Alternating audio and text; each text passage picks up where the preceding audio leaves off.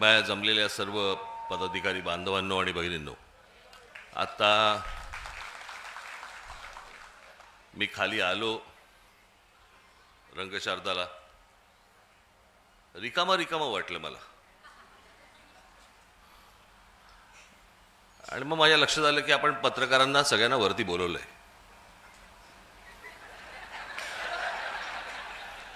खाली कोणीच नव्हतं.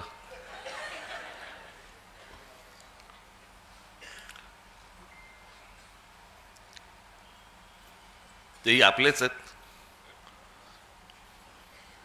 पण मला कळत नाही. मी आज पण त्यांना विचारलं, मी माझ्या घराच्या बाहेर उभे असतात.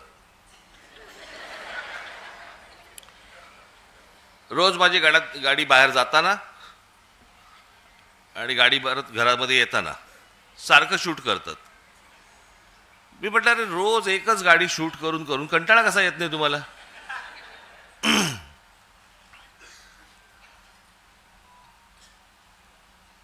बरं, आज आमची तिकडे ती यशवंतराव चव्हाणला आमची बैठक होती. मवियाचे सगळे इतर नेते होते आणि आम्ही होतो. बाहेर पडताना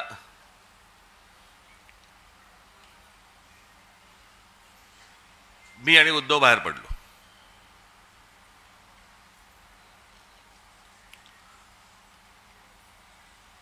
मी त्यांना विचारणार होतो, तिकडे जे सगळे कॅमेरावाले होते त्यांना विचारणार होतो, कारण परत सुरू करणार 11वी भेट.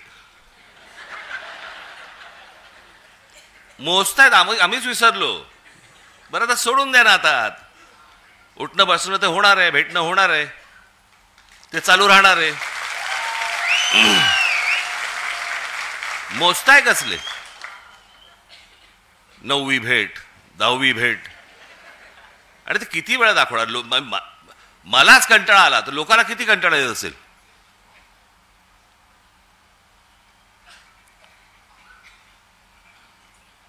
आज मी तुमच्या समोर जो आलोय, आजपर्यंत आपले अनेक कार्यक्रम झाले, अनेक शिबिरं झाली, मेळावे झाले, वर्धापन दिन होतात,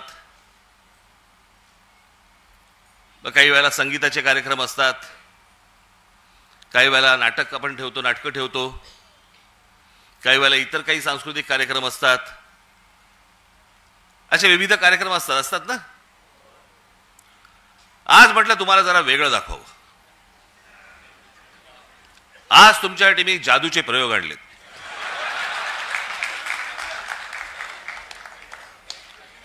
मी म्हटलं जरा जादूचे प्रयोग वगैरे जरा बघायला तुम्हाला पण मजा येईल.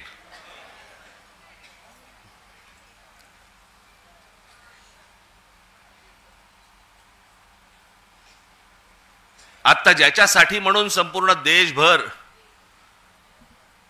जी प्रत्येक राजकीय पक्षाच्या मनात आणि प्रत्येक मतदाराच्या मनात जी शंका निर्माण झालेली आहे या देशाच्या निवडणुकांबद्दलची, त्याची एक गोष्ट तर तुम्ही सुरू केलेलीच आहे, दुबार मतदार याद्यांची. हे दुबार, 3 बार, 4 बार सगळं सुरूच आहेत. पण नुसतं तिकडे लक्ष ठेवून फक्त चालणार नाहीये तुम्हाला. जे मी 2017 पासून जे ओरडून सांगतोय, त्यावेळेला मी जे बोलत होतो, आज जे बरोबर आहेत त्या राजकीय पक्षांनी गांभीर्याने घेतलं नाही. मी त्यावेळेला पण हेच सांगत होतो की मतदार याद्या आहेत, पण ही निवडणूक जी मशीन्स आहेत याच्याकडे तुम्हाला दुर्लक्ष करून चालणार नाही. आणि म्हणून मी आज तुमच्यासमोर हे इलेक्ट्रॉनिक मशीन हे तुमच्यासमोर आणले आणि त्याच्यामध्ये कशा प्रकारचा गोंधळ होतो आणि म्हणून ते सगळं सादर करणार आहेत. मी पहिलं नाव विसरलो, पटेल ना, अमित उपाध्याय, आणि दुसरे कोणतरी पटेल होते. अमित उपाध्याय ना तुम्ही? यक्षित पटेल. मी म्हटलं पटेल असेल तर बरं होईल, नंतर त्रास नाही होणार त्यांना.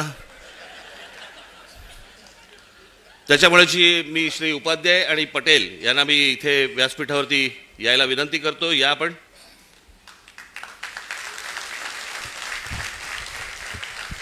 आणि आज संपूर्ण महाराष्ट्राचा सर्व पत्रकार मीडिया इथे आहे. आपणही, मी माझं बोलून झालं की इथे बाजूला जरा थांबणार आहे. त्यांचं पूर्ण झालं की मी परत आपल्यासमोर येणार आहे. तर मला असं वाटतं आपण दोघांनी महाराष्ट्राला हे सर्व जादूचे प्रयोग एकदा दाखवावेत. कळलं का? आणि त्याच्यातनं सगळ्यांचे डोळेही उघडतील, लोकांपर्यंतही हे पोचेल. काय चाललंय महाराष्ट्रात आणि देशात हेही मला असं वाटतं सर्वांना समजेल, तुम्हालाही समजेल. त्याच्यामुळे ह्या गोष्टींकडे दुर्लक्ष करू नका. मी आपल्याला थोड्या वेळाने भेटतो. धन्यवाद. सुरू कर. आवाज येते? आवाज येते का? माझं नाव अमित उपाध्याय आणि मी EVM हटाव सेनातर्फे इकडे आमची बनवलेली डेमो EVM मशीन, ही EVM ही जी मशीन आहे ती आम्ही बनवलेली मशीन आहे. ही इलेक्शन कमिशनची मशीन नाही आहे. तर या डेमो मशीनमध्ये आम्ही इलेक्ट्रॉनिक आणि पेपर वोट दोघांची इकडे चोरी कशी होऊ शकते ते करून दाखवणार आहे. तर आम्ही हे कुठे क्लेम नाही करत आहे की अशी चोरी तिकडे झाली तशी झाली. आम्ही हे म्हणतो आहे का जर असा हा प्रोग्राम जे आम्ही याच्यामध्ये चोरीचा प्रोग्राम टाकला आहे, जर तो इलेक्शन कमिशनच्या मशीनमध्ये आहे तर तिकडे पण चोरी होऊ शकते. तर ही मशीन जी आहे ती राहुल चिमनभाई मेहता यांनी बनवलेली आहे आणि त्यांचा जो क्वालिफिकेशन आहे ते दिल्ली IIT पासून पासआउट सॉफ्टवेअर इंजिनियर आहेत आणि त्यानंतर जाऊन त्यांनी US मध्ये कम्प्युटर सायन्समध्ये मोठी डिग्री घेतली आहे. त्यांना ही चोरी जेव्हा समजली त्यावेळी हे डेमो मशीन त्यांनी बनवली आणि या डेमो मशीनमध्ये आता आम्ही थेट काम चालू करू आणि आपण काय चोरी कशी होऊ शकते ते बघू. आता हे डेमो चालू करण्याचा अगोदर हा आपला VVPAT आहे.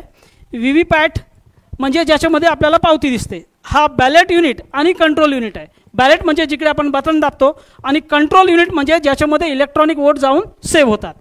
तर आपण इकडे चालू करू पहिला प्रकार. तर आपण बघू शकता बॅलेट युनिटमध्ये, मी कॅमेरामॅनला रिक्वेस्ट करणार का इकडे बघा, याच्यावर थोडं झूम केलं तर आता आपल्याला काय दिसतं इकडे 3 कॅन्डिडेट्स आहेत. एक आपला सफरचंद आहे, केळा आहे आणि कलिंगड आहे. आणि आपण आता डायरेक्ट वोटिंगला लागू. तर वोटिंग चालू करण्याचा अगोदर मी सगळ्यांना दाखवतो पहिले हे VVPAT उघडून का VVPATमध्ये कुठलीही पावती नाही आहे. VVPATमध्ये पहिल्यापासून कुठलीही पावती नाही आहे, म्हणजे कुठलीही वोटिंग नाही झाली आहे. तर आपण इकडे आता वोटिंग चालू करू आणि जे आपण वोट करणार त्याची पावती आपण इकडे बघणार आणि मग आपण कन्फर्मेशन करणार का आपल्याला ती पावती दिसली आणि त्यानंतर मग आपण सगळं चेक करणार का पुढे काय होतं. तर मी इकडे सगळे बघू शकता की मी केळ्याला मत दिलं आणि सगळ्यांना केळ्याची पावती दिसत आहे का कन्फर्म करा. मग आपल्याला केळ्याची पावती दिसली म्हणजे पहिला वोटर आला आणि त्याने केळ्याला मत दिलं आणि त्याला केळ्याची पावती दिसली. आता तो समाधानी झाला आणि तिकडून गेला तर आपण काय बोलू नाही शकत का काय त्याच्यामध्ये प्रॉब्लेम आहे. त्यानंतर दुसरा वोटर येतो. दुसरा वोटर पण समजा असा आहे का तो एकच फॅमिलीचा आहे किंवा एकच एरियाचा आहे आणि एकच मानसिकतेचा आहे, तो पण केळ्याला मत देतो असा होतो. आता परत समजा मी केळ्याला मत दिलं तर आपण बघू इकडे आपल्याला काय दिसतं, परत केळ्याची पावती दिसली. या प्रकारे 2 वोटर आले, दोघांनी केळ्याला मत दिलं आणि केळ्याची पावती पण बघितली. आता ते समाधानी होऊन गेले. त्यानंतर आपण काय करतो, आपण एक मत कलिंगडला देतो. आता कलिंगडला मत दिलं, आपण परत कलिंगडची पावती कन्फर्म करू. आपल्याला कलिंगडची पण पावती दिसली. या प्रकारे 3 वोटर आले, 2 केळ्याचे आणि 1 कलिंगडचा. त्यानंतर चौथा वोटर येतो आणि चौथा वोटरनी पण कलिंगडला मत दिलं. अशा प्रकारे 2 वोटर केळ्याचे आणि 2 वोटर कलिंगडचे. आता 4 वोट झालेत. आपण तिसरा कॅन्डिडेट जो आहे केळा सफरचंद, त्याला आपण 1 मत त्याला पण देऊ. मग आपण सफरचंदला पण मत दिलं. आता सफरचंदची पण पावती बघा. असे 5 वोटर आले. सगळ्यांनी आपला वोट केलं, 2 केळ्याचं, 2 कलिंगडचं आणि 1 सफरचंदचा. याप्रमाणे वोटिंग झाली. आता समजा इलेक्शन संपलं आहे, आज इलेक्शन होता, इलेक्शन संपलं. 3 दिवसानंतर आपण इलेक्शनचा निकाल बघू. पहिले आपण जो इलेक्शनचा निकाल बघणार तो इलेक्ट्रॉनिक वोट असेल. तर इलेक्ट्रॉनिक वोट म्हणजे जे आपल्याला दिसत नाही आणि त्याची काउंटिंग काय दाखवते बघा. मी कॅमेरामॅनला रिक्वेस्ट करणार का ते फक्त या LED वर झूम करा तर सगळ्यांना तो निकाल दिसेल. निकाल असा येतोय का 3 वोट जे आहे ते सफरचंदाला भेटले आहेत, 1 वोट जे आहे ते केळ्याला भेटलं आहे आणि 1 वोट जे आहे ते कलिंगडला भेटलं आहे. पण आपण काय वोट केलं होतं हे आपल्याला माहिती आहे. 1 वोट आपण केला होता सफरचंदला आणि 2-2 केले होते केळे आणि कलिंगडला, आणि आपण त्याची पावती पण बघितली होती. तर आपण आता बघू की याच्यामध्ये आपल्याला काय दिसतंय. आपण हे सगळं बघितल्यानंतर आपल्याकडे एकच उपाय आहे. भरपूर आमदारांनी हे केलं पण होतं का बाबा आम्ही पैसे भरू आणि व्हीव्हीपॅटची मोजणी करू, व्हीव्हीपॅटची पावती जर 100% मोजणी केली तर चोरी पकडली जाणार असे बोलणारे बोलतात. पण तर आपण इकडे काय करू, ते याला उघडू आणि चेक करू. पहिले आपण बघितलं होतं की याच्यामध्ये कुठलीच पावती नव्हती. तर एक एक करून उघडणार. पहिला हा आपण हे बघू शकता केळ्याचं, दुसरा हे बघा हे केळा, हे कलिंगड, परत बघा हे परत सफरचंद. या प्रकारे सफरचंदचे 2 मत झाले, आपण एकच दिले होते. आणि इलेक्ट्रॉनिक वोटच्या बरोबर जर याची आपण मॅचिंग केली तर 100% मॅचिंग झाली. म्हणजे इलेक्ट्रॉनिक वोट आणि पेपर स्लिपचे वोट हे 100% मॅचिंग करून आपला हा प्रोग्राम हा आपल्याला वोट चोरी करून देऊ शकतो. आता हा प्रोग्राम जर इलेक्शन कमिशनच्या मशीनमध्ये आहे तर प्रॉब्लेम आहे, नाहीतर मग आम्ही हे तुम्हाला खेळ दाखवतोय. तर पुढे काय समजायचं ते आपण समजू शकता. आता ही चोरी आपण बघितली. या चोरीला हॅकिंग नाही म्हणत, या चोरीला प्रोग्राम टाकून चोरी म्हणतात. जे आपण ऐकलं आहे ते हॅकिंग नाही आहे. हे हॅकिंग शिवाय कशी चोरी होऊ शकते ते आपण याच्यामध्ये बघितलं. तर ही चोरी जे झाली ती कशी झाली हे आपण परत समजण्यासाठी परत इकडे वोटिंग स्टार्ट करू आणि बघणार का आपल्याला काय दिसतंय. पहिले आपण बघून घ्या आतापर्यंत कुठली वोटिंग नाही झाली आहे. तर इकडे आपला प्लीज डू वोटिंग म्हणजे 0 वोट. आणि आता हे आपण व्हीव्हीपॅट पण बघतोय, याच्यामध्ये पण पावती नाही आहे. तर ही जी चोरी झाली त्याला समजण्यासाठी आपल्याला थोडासा हे व्हीव्हीपॅटचं माहिती पाहिजे. तर आपल्याला ब्लॅक ग्लासची जर स्लाईड्स आली तर बरं होईल. हे या व्हीव्हीपॅटमध्ये 2017च्या जवळ असा काळा काच लावला गेला होता. अगोदर जो व्हीव्हीपॅट होता त्याच्यामध्ये काळा काच नव्हता. आता हे काळा काच लावल्यानंतर काय घोळ होऊ शकतो हे आपण समजण्याचा प्रयत्न करू. आता मी हा काळा काच काढलाय, काळा काच काढून बाहेर ठेवलाय आणि परत 30 वोटिंग आपण करत बघू. तर परत मी तशीच वोटिंग करतोय आणि आपण बघू शकता की केळ्याची पावती आली, लाईट पेटली, आपल्याला व्यवस्थित केळ्याची पावती दिसते. जेव्हापर्यंत लाईट आहे ती पावती दिसणार. आणि जर हा काळा काच काढला, काळा काच इकडे ठेवला तर आपल्याला काहीच नाही दिसणार. जे दिसणार आहे ते तेव्हाच दिसणार जेव्हा पहिल्यासारखा व्हीव्हीपॅट असेल. पहिल्याचा व्हीव्हीपॅट जो होता त्याच्यामध्ये काळा काच नव्हता. आता काळा काच लावल्यानंतर वोट झाल्यावर पहिला वोट जेव्हा वोट करणार त्याला त्याची पावती दिसणार फक्त लाईट पेटल्यावर. तर ही लाईट जी आहे ती 8 सेकंदासाठी पेटते आणि 8 सेकंदामध्ये आपल्याला ती पावती दिसते. पण ती पावती जर त्याचा वोट चोरी करायचा असेल तर ही पावती हा प्रोग्राम अडकून ठेवणार, त्याला खाली पाडणार नाही. आणि दुसरा वोटर जो येणार वोट करायला त्याला ही पावती दिसणार नाही. तर काळ्या काचच्या मागे अशी पावती अडकलेली आहे हे दुसरा वोटरला माहीत नाही पडणार.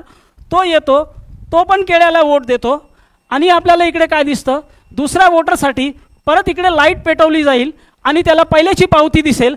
आणि अंधारात काय होतंय बघा,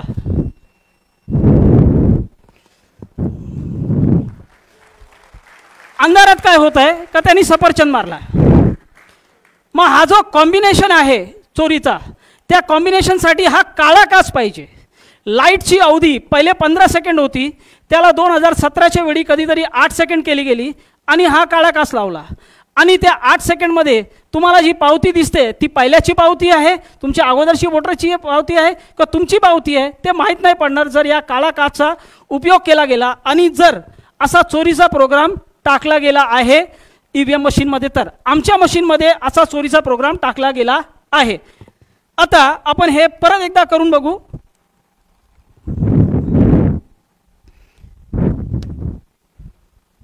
मी आता इकडे कलिंगडला मत देतोय. सगळ्यांनी पावती बघा, कलिंगडची पावती आपल्याला दिसली, लाईट पेटली. जेव्हापर्यंत लाईट पेटत आहे तेव्हापर्यंत दिसणार. एकदा लाईट बंद झाली का आपल्याला काय पावती दिसणार नाही. पण इकडे बघा, प्रोग्रामला मत चोरी करायचं आहे म्हणून त्यांनी काय केलं आहे, पावती अडकून ठेवली आहे. आता इकडे अडकलेली ही पावती जी आहे ते काळ्या काचच्या मागे दुसऱ्या वोटरला दिसणार नाही. आता दुसरा वोटर येतो आणि समजा त्यांनी कलिंगडला मत केलं. आता कलिंगडला मत केल्यावर काय दिसतंय, त्याला पहिल्याची पावती दिसते, काळ्या काचच्या मागे व्यवस्थित पावती दिसेल. अंधार झाला, एकदा अंधार झाल्यावर बघा तो काय करतो.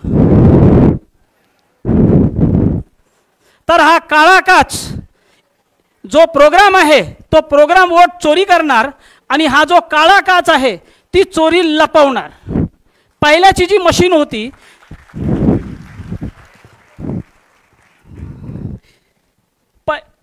पहिल्याची जी मशीन होती त्याच्यामध्ये हा काळा काच न होता आणि त्याला वापरला गेला होता. आता आपण जर पाहिजे तर याला मॅचिंग करून बघू शकतो. हे बघा, परत मॅचिंग झाली.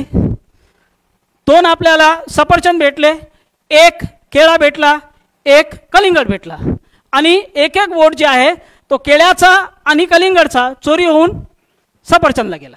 आपण 4 वोट केले होते. तर याप्रमाणे हा काळा काच जो आहे तो चोरी लपवू शकतो आणि जर चोरीचा प्रोग्राम आहे तर तो चोरी करू शकतो. आता हा चोरीचा प्रोग्राम मी या मशीनमध्ये टाकला आहे. इलेक्शन कमिशनच्या मशीनमध्ये हा प्रोग्राम आहे नाही आहे मला माहीत नाही, सगळ्यांनी आपला गेस करू शकता. तर हा एक प्रकारची चोरी झाली. त्यानंतर जर इलेक्शन कमिशनच्या मशीनमध्ये आपल्याला काळे काचचे पुरावे आहे का नाही आहे हे समजायचं आहे तर आपण हे बघू शकता. हे जून 2017च्या अगोदर या बाजूचा आपण बघू शकता, हा जो काच आहे तो ट्रान्सपरंट आहे, पारदर्शक आहे. त्याच्यामध्ये 15 सेकंडसाठी लाईट नाही पेटली जरी किंवा 8 सेकंड जरी लाईट नाही पेटली तर पावती येताना, थांबताना, पडताना सगळं व्यवस्थित दिसणार. पण हा काच जो आहे त्या काचाचा मागे जेव्हा लाईट असेल तेव्हाच दिसणार आणि लाईट किती पेटायची, किती वेळ पेटायची आहे, पेटवायची आहे ते डिपेंड करणार प्रोग्रामवर. मग प्रोग्राम जर याला 8 सेकंडसाठी पेटवणार तर मग या प्रकारे चोरी होऊ शकते. तर आता आपण अजून जे थोडेसे पटापट पुरावे बघून घेऊ. तर हे एक व्हिडिओ आहे, ओरिजिनल EVM मशीनमध्ये वोटिंग झाली होती. आता आपण बघा, हे आपल्याला इकडे झालं, हे बटन दाबली, इकडे पावती येताना, थांबताना, पडताना काहीच नाही दिसते, फक्त लाईट पेटली. आता ही या माणसाच्या वोटची पावती आहे का याचा अगोदर कोणी वोट देऊन गेलाय ते माहीत नाही पडणार. मग आपल्याला व्यवस्थित हे 7-8 सेकंडमध्ये कळतं. हा आता हे सोलापूर विधानसभामध्ये उघड पडलेली एक व्हीव्हीपॅट मशीन होती. तर वरती आपण बघू शकता एक पारदर्शक काच आहे, 2 काच असतात, एक पारदर्शक काच आणि खाली आपल्याला काळा काच दिसतंय. म्हणजे इलेक्शन कमिशनच्या मशीनमध्ये असा काळा काच आहे. जर त्याच्यामध्ये हा प्रोग्राम पण आहे तर काय होऊ शकतो आपण समजू शकता. त्यानंतर आपण इकडे बघू शकता की हे 2024 लोकसभाच्या अगोदर अशी EVM मशीन मणिपूरमध्ये फोडली गेली होती.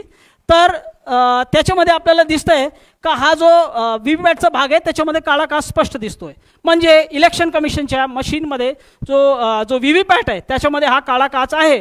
आणि हा काळा काच का ठेवला गेला आहे ते इलेक्शन कमिशनचं असं म्हणणं आहे का जो भाग आहे ज्याच्यामध्ये आपण जाऊन वोटिंग करतो तो कंपार्टमेंटचा भाग, त्याच्यामध्ये जाऊन कोणी असा पीप करून 8 सेकंडसाठी असं बघितलं तर त्याला दिसलं नाही पाहिजे की काय पावती आली, तुमचा वोट नाही मत पडला पाहिजे. आता हे किती लॉजिकल आहे हे आपल्याला सगळ्यांनी त्याचा विचार करावा.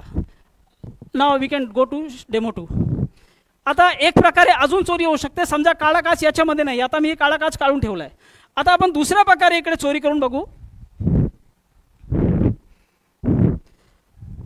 आपण मॉल वगैरेमध्ये जातो, तिकडे मॉलमध्ये गेल्यावर जर आपण तिकडे जे नल वगैरे असतात त्याच्याखाली हात टाकलं का आपोआप तिकडे पाणी पडतो.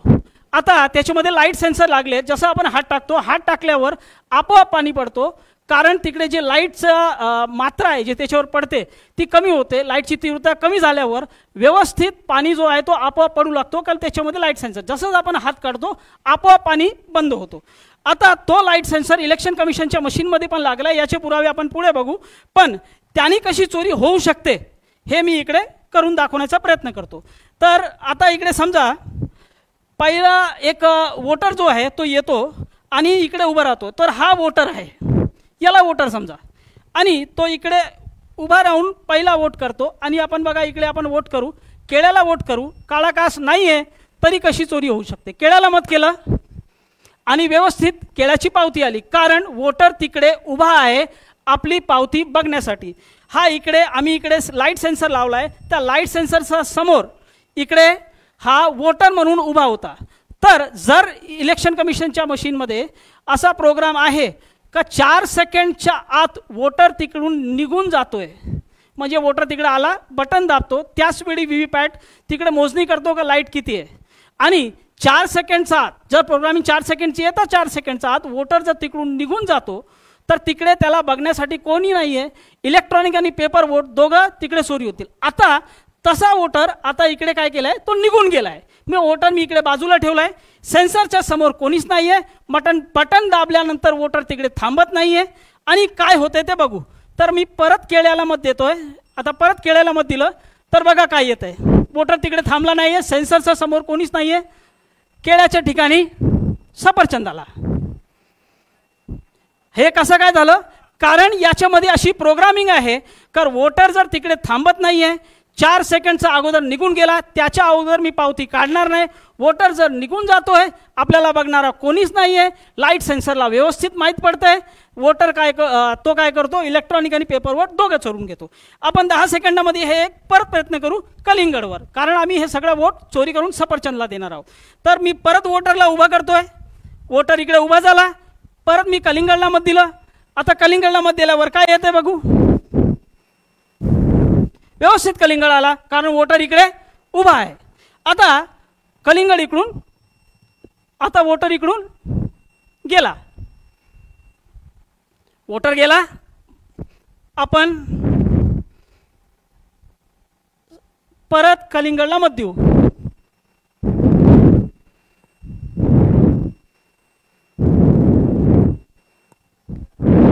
सफरचंद. तर हा प्रोग्राम चोरीचा आहे, पण त्या प्रोग्रामला जी मदत पाहिजे तर याच्यामध्ये लागलेला लाईट सेन्सरची पाहिजे. पण इलेक्शन कमिशनचा जो व्हीव्हीपॅट आहे त्याच्यामध्ये लाईट सेन्सर आहे का? आम्ही चोरी दाखवण्यासाठी उगीच बोंबा मारतो आणि याच्यामध्ये सेन्सर लावला आहे. पण इलेक्शन कमिशनच्या मशीनमध्ये सेन्सर आहेत, याचे पुरावे आपण बघू.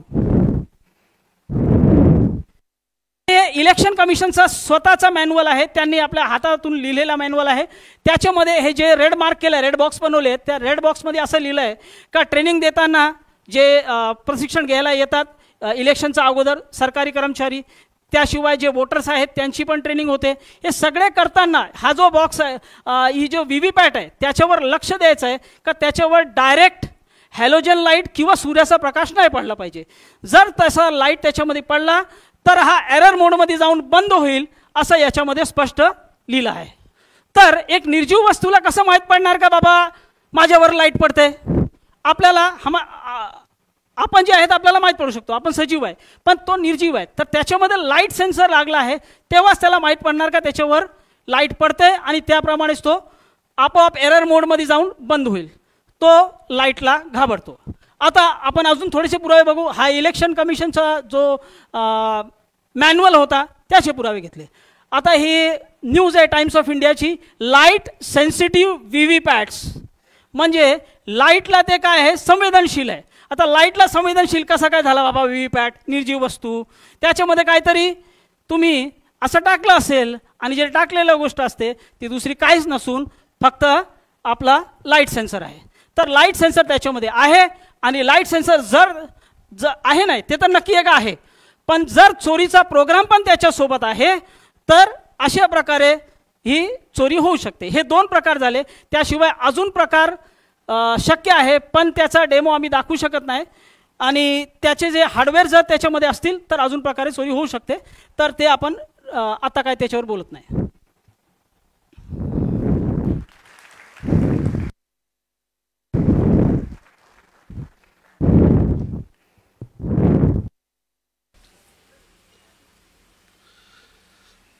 पाहिलंत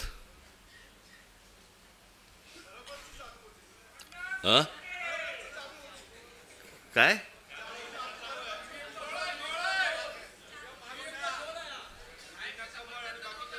म्हणून तुम्ही जर लक्ष नाही दिलं ना तर हातात केळच येणार.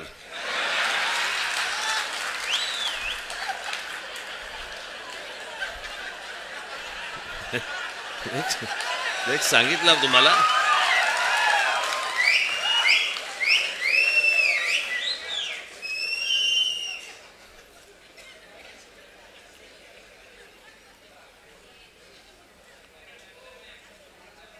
हे आपण गेले अनेक वर्ष आपण ही ओरडून ओरडून सांगतोय.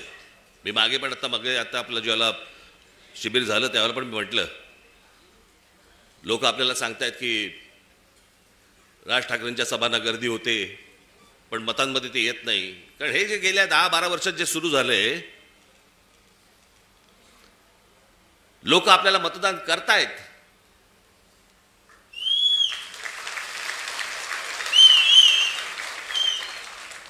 पण या सगळ्या भानगडीमधनं आपल्याला दरवेळेला पराभव पत्करावा लागतो. अनेकांना वाटेल की बाबा मी काहीतरी कारण देतोय. कारण काय द्यायची, अख्खा देश बोंबलतोय. आणि या सगळ्या प्रक्रियेमधनं मग सत्तेमध्ये यायचं आणि मग हवी तशी सत्ता राबवायची. बरं, आपण काय सांगतो आहोत त्यांना? आपण त्यांना सांगतो आहोत मतदार याद्या स्वच्छ करा. 5 वर्ष निवडणुका झालेल्या नाही आहेत या महाराष्ट्रामध्ये स्थानिक स्वराज्य संस्थांच्या. मतदार याद्या स्वच्छ करा. अजून 1 वर्ष लागलं तरी चालेल, 1 वर्षाने निवडणुका घ्या, काय फरक पडतो? आणि उद्या मतदार याद्या ज्यावेळेला स्वच्छ होतील त्यावेळेला ज्याचा विजय होईल, ज्याचा पराभव होईल, आम्हाला मान्य आहे. उद्या आज जे सत्तेवरती आहे त्यांचा जर समजा विजय झाला, मतदार याद्या पूर्ण पारदर्शक झाल्यानंतर, आम्हाला मान्य आहे. पण ह्या सगळ्या गोष्टी सगळ्या लपवायच्या आणि लपवून लपवून लपवून लपवून त्याच्यातनं निवडणुका घ्यायच्या. मॅच तर फिक्स आहे भाई. ज्या वेळेला मॅच फिक्सिंग आपल्या क्रिकेटमध्ये ज्या वेळेला झालं त्यावेळेला अझरुद्दीन पासून सगळ्या लोकांना त्याला काढून टाकलं होतं. जडेजापासून काढलं होतं ना.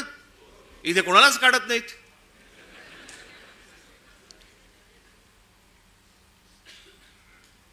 मुख्य निवडणूक आयुक्त काय सांगतात म्हणे, सीसीटीव्ही कॅमेरामधलं जे काही शूटिंग आहे ते म्हणे प्रायव्हेट आहे. प्रायव्हेट काय काय काय त्यांनी शब्द वापरला? हा, त्याची प्रायव्हसी. प्रायव्हसी कसली आली? एखादा माणूस मतदान कुठे करतोय, मत कुठे देतोय, ही प्रायव्हसी असू शकते. मतदार कसा प्रायव्हसी त्याची असेल जपायची? आम्हाला माहिती आहे की मतदार कोण आहे ते.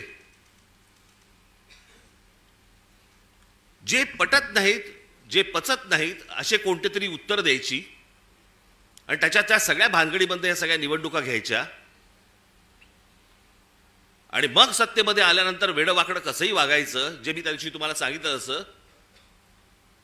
या सगळ्या राज्यांवरती, ह्या सगळ्या शहरांवरती त्यांचा सगळ्यांचा डोळा आहे. बाकीचे सगळे तर गेलेच आहेत घरंगळत. आजची बातमी, आजची किती आपण आपला सगळा स्वाभिमान किती घाण टाकायचा, याला काही मर्यादा? ते कुठे आणले पेपर आहेत ते?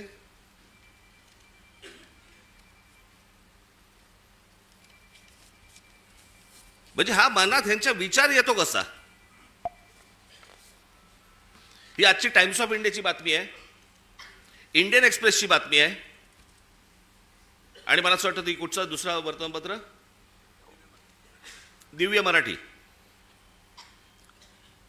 बाकीच्या वर्तमानपत्रामध्ये मी शोधत होतो पण त्याचा GR देखील आलाय.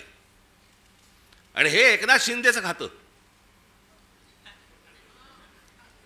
काय करतायत हे जर ऐकाल ना, नाही तुमची तळपायाची आग मस्तकात गेली तर सांगा मला. नरेंद्र मोदींच्या 75व्या वाढदिवसानिमित्त टुरिझम डिपार्टमेंट महाराष्ट्रामध्ये काही टुरिझमचे स्पॉट काढतायत आणि त्याची केंद्र काय, त्याचं नाव काय दिलंय, नमो केंद्र, नमो टुरिझम सेंटर्स. ही नमो टुरिझम सेंटर्स कुठे काढतायत? शिवनेरीवर, रायगडावर, राजगडावर. जिथे फक्त आमच्या महाराजांचं नाव असलं पाहिजे इथे हे टुरिझमचे आता सेंटर्स काढायला निघालेत. मी आत्ता सांगतोय, सत्ता असो नसो, वर नाही, खाली नाही, आजूबाजूला नाही, कुठेही नाही,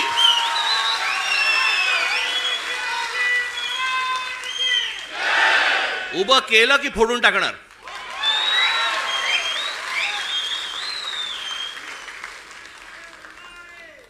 मला स्वतःला मुख्यमंत्री करा म्हणून किती लाचारी करायची. बरं, हे वरती पंतप्रधान देखील माहिती नसेल की खाली काय चाटुगिरी चालू आहे. इथपर्यंत हे कशात नाही येतं. ही सत्ता डोक्यात गेली ना की आम्ही वाटेल ते करू.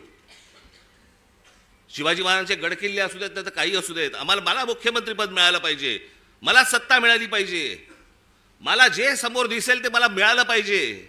याच्यासाठी ज्यांना ज्यांना काही मला खुश करता येईल ते मला खुश करावं लागेल. मुंबईमधल्या जागा द्यायच्या आहेत, अडाणलेला देऊन टाका, तो बोट ठेवेल तिकडे जागा देत आहेत.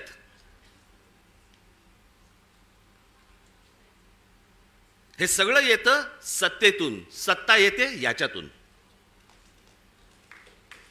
म्हणून तुम्हाला बारीक लक्ष ठेवायला लागणार आहे. आणि याच्यासाठी म्हणून तो आपला उद्याचा 1 तारखेचा आपण मोर्चा काढतो आहोत. दणदणीत मोर्चा झाला पाहिजे, दिल्लीपर्यंत कळलं पाहिजे महाराष्ट्रामध्ये काय आग पेटली आहे ती.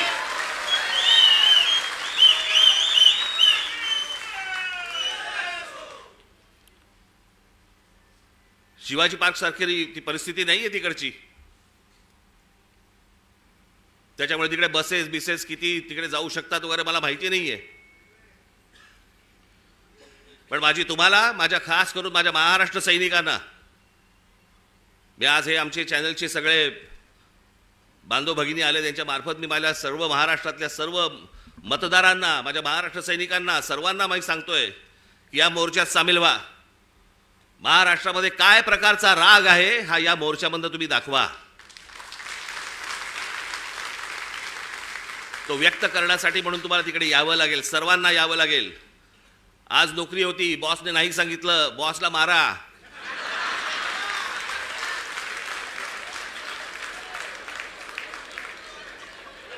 शनिवार पुरता 1 मत त्याच्या गालावर द्या. आणि मला असं वाटतं तुमचा बॉस पण मतदारच असेल, त्यालाही घेऊन या.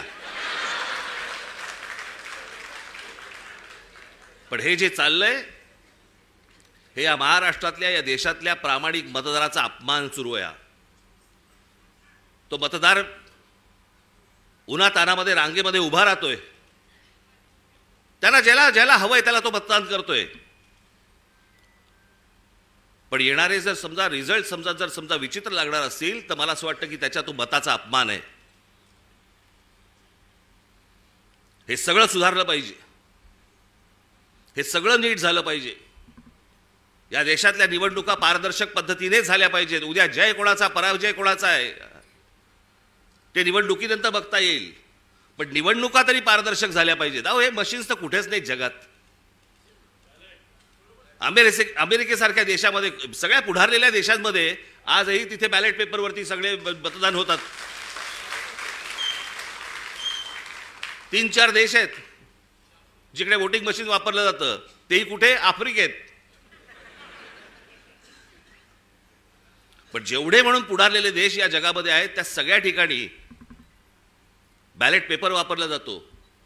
बरं, हे मी एकटा नाही बोलत आहे, हे पंतप्रधान नरेंद्र मोदी देखील बोललेत. त्यांचाही एक व्हिडिओ माझ्याकडे आहे, माझ्याकडे खूप आहेत.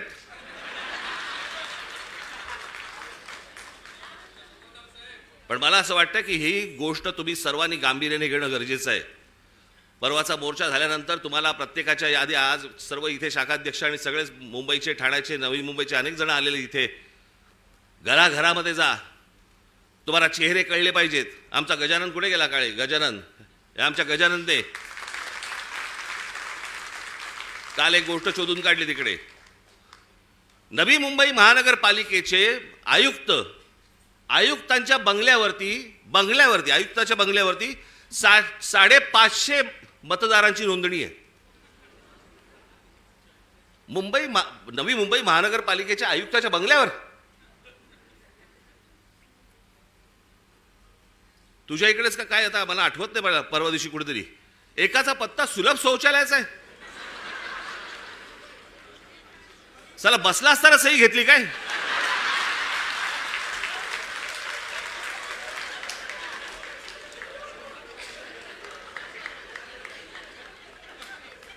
काहीही सुरू आहे.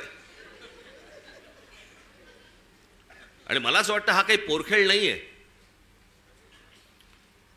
हा तुमच्या आमच्या सर्वांच्या आयुष्यातली प्रत्येकाची 5-5 वर्ष जात आहेत. मी नेहमी सांगत आलो, माझा पुनर्जन्मावरती विश्वास नाहीये. या जन्मामध्ये ज्या काही गोष्टी आहेत तुमच्या, या महाराष्ट्राचं भलं झालं पाहिजे, या महाराष्ट्राचं काही चांगलं झालं पाहिजे, याच्यासाठी म्हणून मी स्वप्न पाहतोय, तुम्ही स्वप्न पाहतात.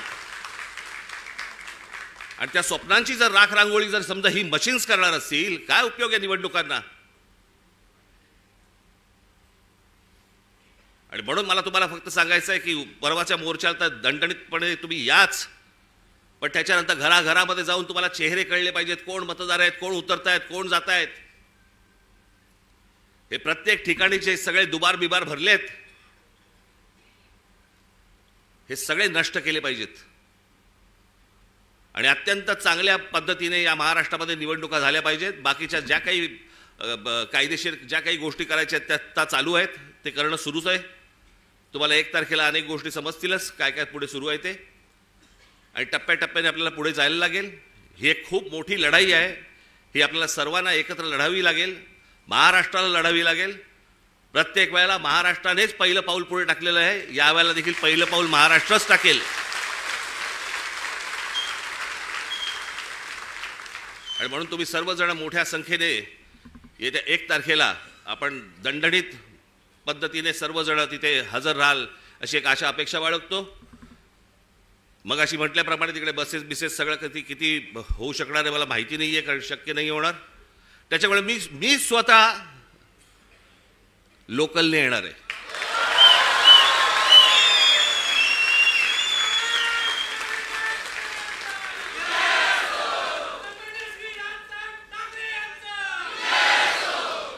मागे एकदा मी डोंबिवलीवरनं आलो होतो.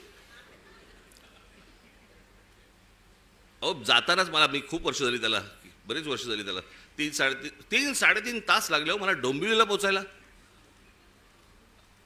गचा गचा गचा गचा गचा चालू आहे आपलं तिकडे त्या खड्ड्यामधनं. ट्रॅफिक जॅम, तो सगळा तो तुमचा शिळफाटा. तिथे पोहोचलं की तो शिळफाटा फाट्यावरच मारतो.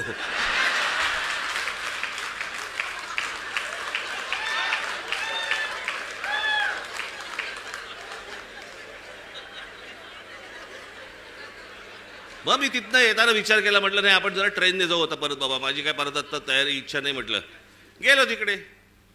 मग आमचे हे सगळे पत्रकार बांधव, एक गर्दी तिकडे. बरं तोपर्यंत त्यांना माहीत नव्हतं मी रेल्वेने प्रवास ह्याच्या अगोदर केलाय तो. मी जवळपास 2 वर्ष मी जे स्कूल ऑफ आर्टला जाताना मी हार्बरने जायचो. त्याच्यामुळे डबे कुठचे येतात वगैरे मला नीट माहिती होतं. मी उभा होतो, गाडी हळू झाली, मी बघितलं लेडीज डबा, महिलांचा डबा होता. हे सगळेजण ताबाताबात होते, सगळे कॅमेरे बिमेरे पत्रकार सगळे. मी आपलं जाताना फक्त एवढंच केलं, हे सगळेजण त्या महिलांच्या डब्यात शिरले, मी मागच्या डब्यात शिरलो.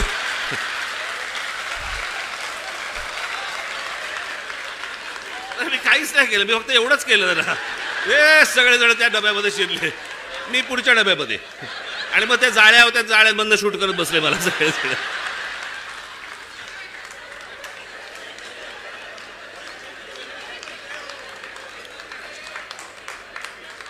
असो, तर मला काय सांगायचंय माझ्या पत्रकार बांधवांना समजलं असेल.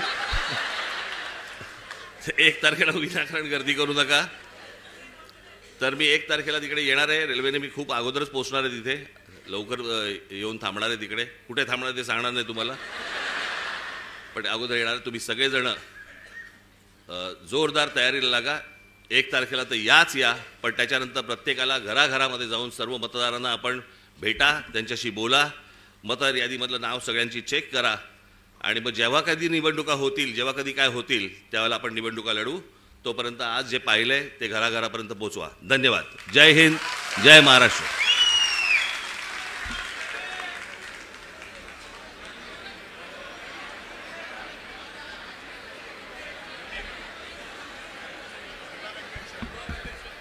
एक महत्त्वाची सूचना आहे, पुरुष विभागाध्यक्ष तसंच तिन्ही उपशहराध्यक्ष यांनी बाजूला येऊन थांबायचं आहे.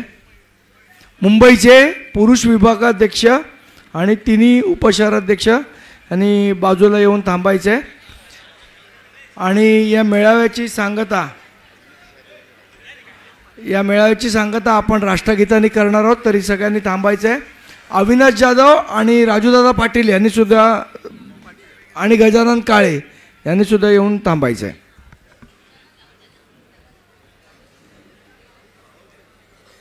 जनगण मन अधिनायक जय हे भारत भाग्य विधाता, पंजाब सिंध गुजरात मराठा ग्रामीण उत्कल बंग, विंध हिमाचल यमुना गंगा उच्चल जलधि तरंग, तव शुभ नामे जागे तव शुभ आशीष मागे, गाये तव जय गाथा जनगण मंगलदायक जय हे भारत भाग्य विधाता, जय हे जय हे जय हे जय जय जय जय हे, माता की